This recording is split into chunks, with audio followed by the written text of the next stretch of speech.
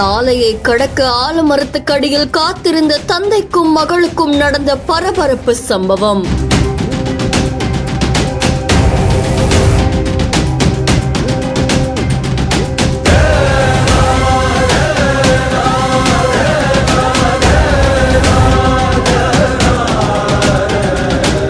இருசக்கர வாகனத்தில் நின்று கொண்டிருந்தவர்கள் மேல் அப்படியே தொப்பென்று விழுந்த மரக்கிளை.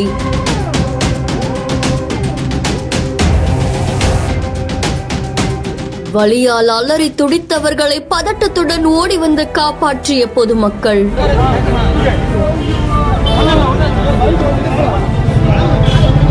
நாமக்கல் மாவட்டம் ராசிபுரம் அடுத்து இருக்கக்கூடிய கவுண்டம்பாளையம் பகுதியை சேர்ந்தவங்க தான் செந்தில்குமார். இவர் ஆட்டோ வச்சு ஓட்டிட்டு போறாங்களாமா. இந்த நிலையில இரவுல தன்னுடைய ஆட்டோவை கவுண்டம்பாளையம் பக்கத்துல இருக்கக்கூடிய அம்மா நகர் பகுதியில நிறுத்திட்டு இருசக்கர வாகனத்துல அவருடைய மகளை அழைச்சிட்டு வீட்டுக்கு போறதுக்காக காத்துட்டு இருந்திருக்காங்க. அப்போ அம்மா நகர் பகுதி பக்கத்துல சாலையை கடக்கிறதுக்காக அவங்க ஆலமரத்துக்கு அடியில நின்னுட்டு இருக்கும் போது செந்தில்குமார் மேல திடீர்னு ஆலமரத்துடைய கிளை முறிந்து விழுந்திருக்கு. இதுல இருசக்கர வாகனத்துல நின்னுட்டு இருந்த தந்தை, அதுக்கப்புறமா மகள் 2 பேருக்குமே சம்பவ இடத்துல காயம் ஏற்பட்டிருக்கு. மரக்கிளையோட எடை அதிகமா இருந்ததால உடனடியாக அக்கம் பக்கத்தினர் வந்து அந்த மரக்கிளையை தூக்கி போட்டு 2 பேரையும் சிகிச்சைக்காக பக்கத்துல இருக்கக்கூடிய மருத்துவமனைக்கு அழைச்சிட்டு போயிருக்காங்க.